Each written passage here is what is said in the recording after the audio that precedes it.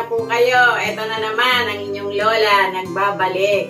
At welcome to my YouTube channel. Gagawa ako ngayon ng dress na simple lang. Lalagyan ko po siya ng padron.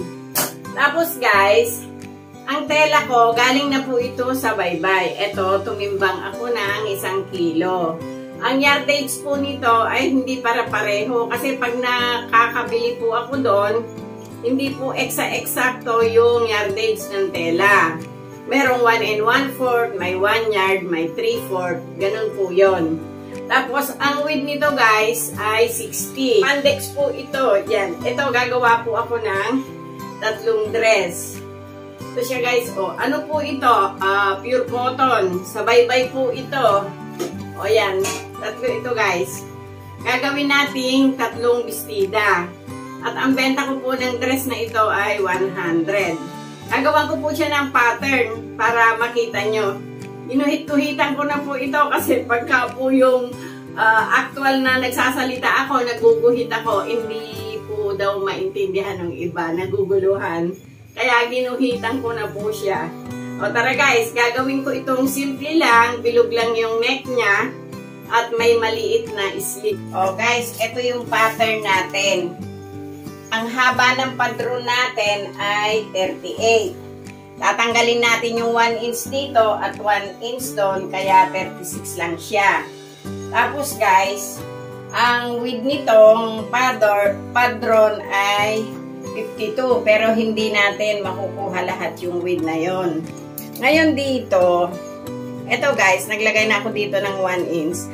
Ang shoulder kasi nito ay 7.5 lang. Kaya dito ako guys, sa 7.5.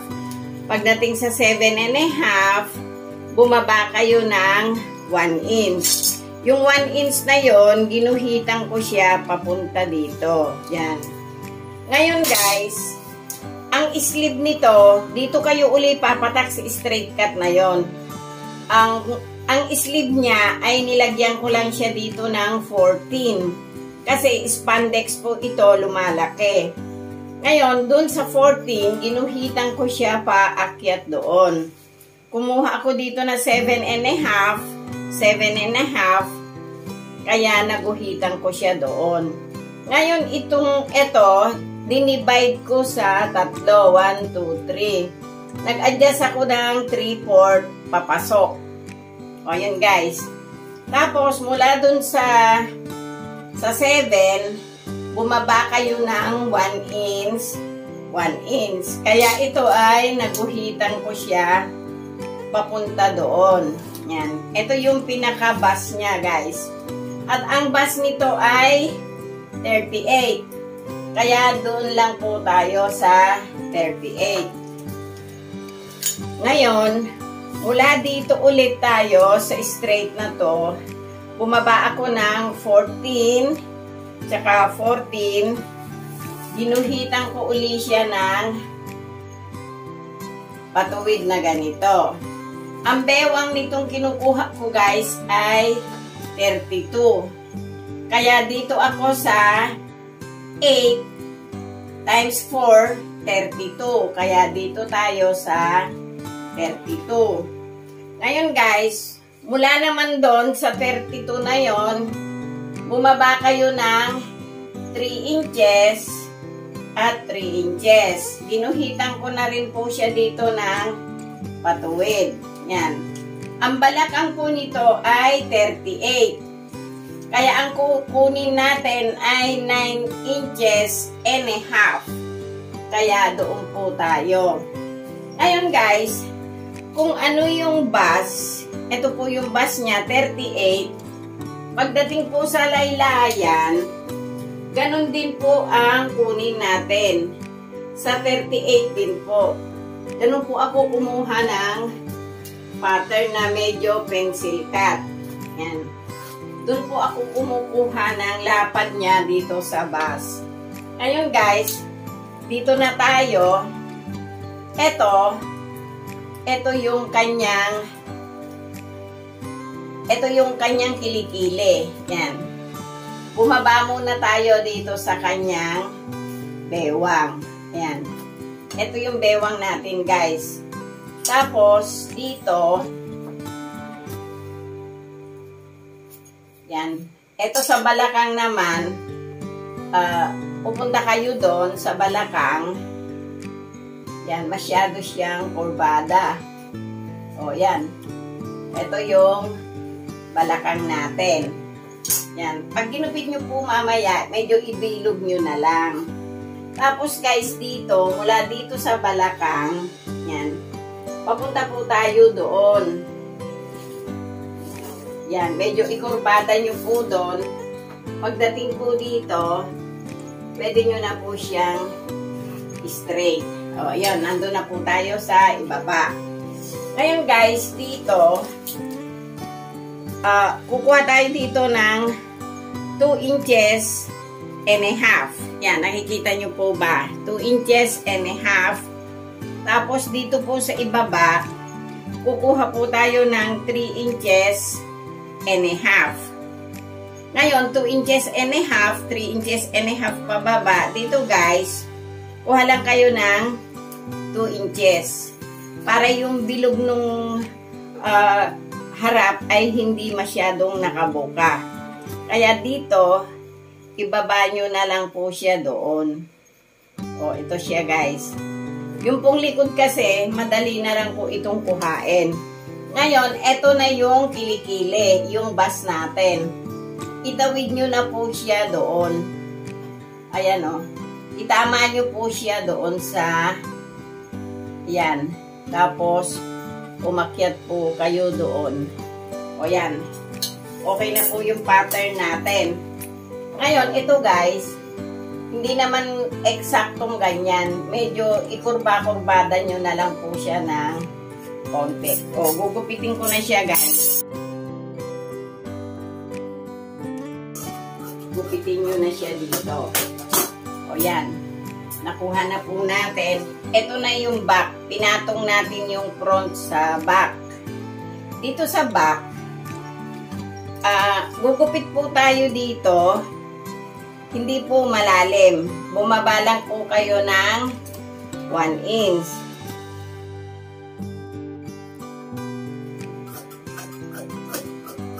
O, nakuha na po natin yung kanyang back. Ayun guys, yung back. Yung back kasi, ayun, ang harap, mas malalim ng onti sa back. Kaya ito, mula dito guys, mag-adjust lang kayo ng 1/4. Yan. Para hindi na po kayo magsukat-sukat. Kanina kasi, 3/4 lang yung tinanggal ko. Para makita nyo na 1/4 yung tatanggalin sa harap. O, ayan. O, ito siya guys. Itiklop nyo. Yan. Tapos, ang kukunin natin na sleeve ay 8. Kasi kung kukunin natin yung 7, mali. Kasi di ba nag-adjust po tayo ng 1 inch doon sa ibaba ng kilikili. Kaya dito tayo sa 8. Ngayon guys, dito sa ibabaw na to, sumukat kayo ng 4 at 4. Hatiin natin kasi yung 8. Ito siya guys, oh. Itong 8 na to, yan. Oh. Ngayon, dito sa 8, ito siya guys, yung 8, idikit nyo dito sa buo. Buo ito guys ito yung buka. Pagkadikit nyo dito, i-roll nyo siya pababa. Yun. Doon naglanding yung ating 8. Ngayon, guhitan nyo siya paakyat. Tapos, i-divide nyo po siya sa 3. Kaya kung 3 yung 7 and 2 and 6 na guhit. Yan. Oh. Spandex ito guys. Kaya ang iaakyat natin dito sa huli, paakyat. 1/2 inch. Dito sa baba naman, 1/2 inch din. O, kaya ang mangyayari dito guys, eto. Kunin nyo siya doon. Yan. Pagdating dito sa gitna, yan, medyo kumurbada na po kayo. Pagdating doon sa tip na yon, bibilugin nyo po ng papunta dito. O, yan na siya guys Tapos, etong sleeve natin, ang laylayan niya guys ay medyo paganon. Kaya ang gagawin natin, yan dito, yung 4, hatiin natin sa 2. O, ito siya guys. 2 inches. Hinati natin sa 2 yung 4. Tapos guys, ang pinaka-open dito sa baba ay 7. O, 7 siya guys. Kaya ang mangyayari dito, magiging ganito siya. Yan. Maluwag lang siya guys. Ito. Ngayon ito guys, ibibilog natin siya papunta dito sa ibaba. Yan.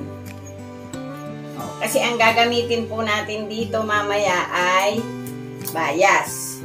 O, ito siya guys Ganyan lang yon. Ito kasi pag spandex, pangit yung masikip dito. Kailangan maluwag. O, gugupitin ko na. Ito yung pinaakyat natin. Tapos, bumaba po kayo doon. O, ito yung manggas guys Tapos, dito, bumaba kayo doon. Ngayon, itong style kasi nung manggas niya, yung may design na pabilog sa ibaba. O, ito yung manggas natin guys. Yan. Mamaya makikita nyo pag ikinapit na natin. O, ito guys. O, eksakto yung pattern natin. Yan. Dito sa shoulder. O, gupitin na natin guys.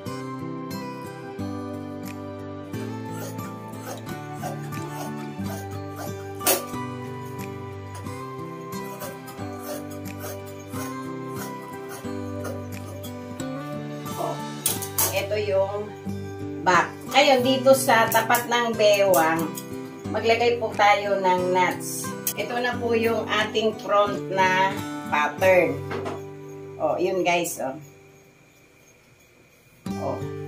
Ngayon, kanina, dito, nagbawas tayo.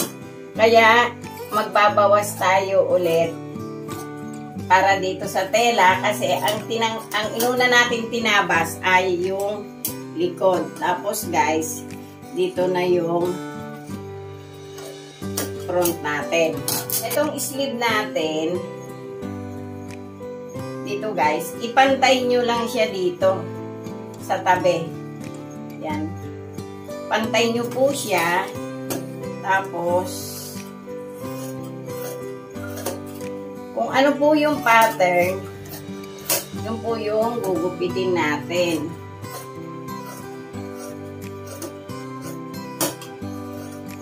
Kailangan po kasi nitong laylayan ay may facing na angkop doon sa pagkabilog niya. Kaya dito, ayun guys, kumuha na kayo dito ng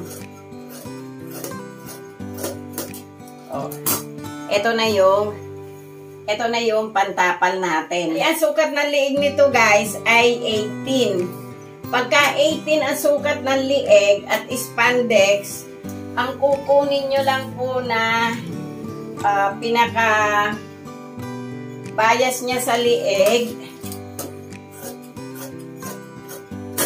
Ito. Ito po yung gagawin nating bias sa liig. Kumuha kayo ng 8 lang. Ngayon, tatahian nyo ng ½ inch, kaya kuha kayo ng 8.5. Tapos guys, ang bias sa liig ay 2 inches lang.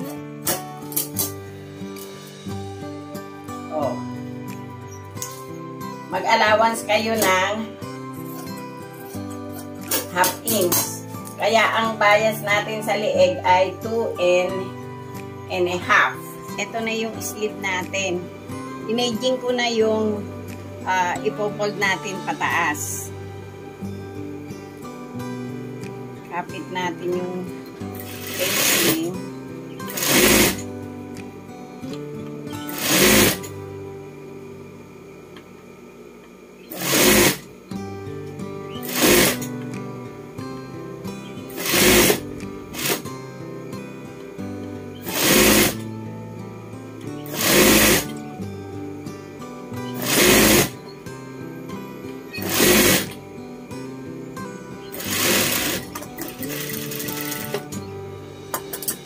Pagkakapit ng facing, idapa nyo siya ng 1/16 sa facing.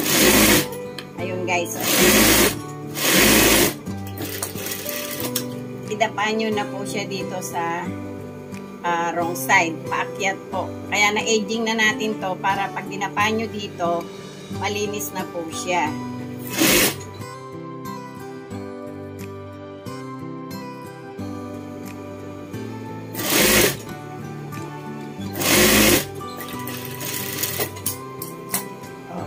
Guys, tapos na yung ating sleeve. Tapos yung shoulder, dinikit ko na siya guys, tapos inaging ko na rin yung balikat. Bago natin ikapit yung facing sa lieg, lalagyan na muna natin nitong manggas.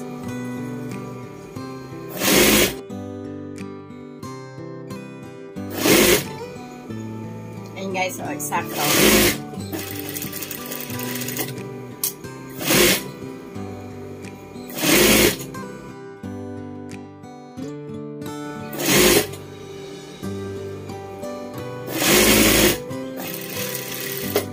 Naikapit na natin yung dalawang manggas. Dito sa lieg, pag dikitin nyo yung shoulder, maglagay kayo ng nuts. At yung isa, ganun din. Ito na yung ating facing sa lieg. Dito guys, tahian nyo ng 1/4. Pagkatahi nyo ng 1/4, punta kayo dito sa dulong to, lagyan nyo ng nuts. Tapos, eto, ibukan nyo ng paganito. Yan, tahian muna natin ng konti para hindi mag-move. Tapos guys, dito naman sa nilagyan nyo ng nuts na to, bago nyo ikapit itong bias sa lieg, ayusin nyo na po muna para hindi kayo mapilipitan. Ito yung body. Unahin natin yung back. Yung back natin, ayun yung nuts natin. Tapos sa back, dun nyo ilalagay yung pinagdugtungan natin. Ito siya guys ha. Usok nyo yung karayom. Yan, hanapin nyo yung nuts dito. Itapat nyo naman dito sa nuts nung harap. Tapos, eto, papunta sa likod. Yung pinagdugtungan sa shoulder.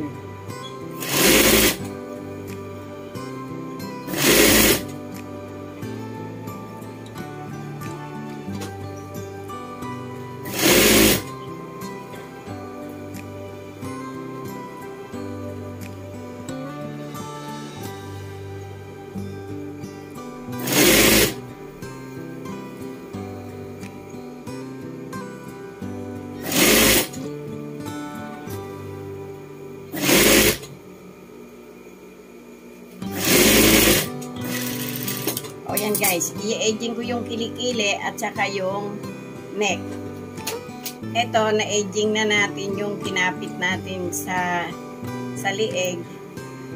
Idadapa natin siya ng 1/4. Yan, simulan natin dito sa shoulder.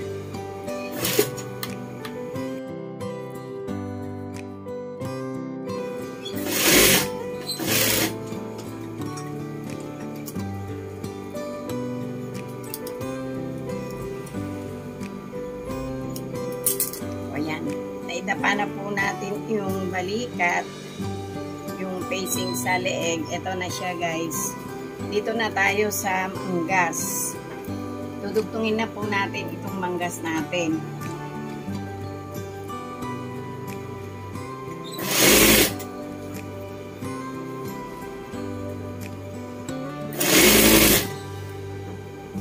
Tapos guys, ito, naglagay na ako kanina ng packet para hindi masyadong humaba yung ating vlog.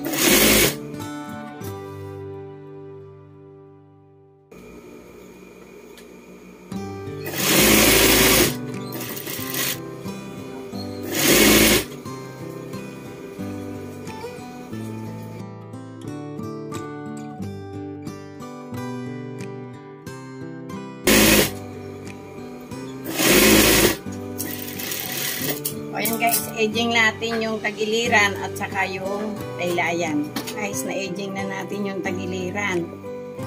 Tutupian. Ganun lang kadali nitong dress na to.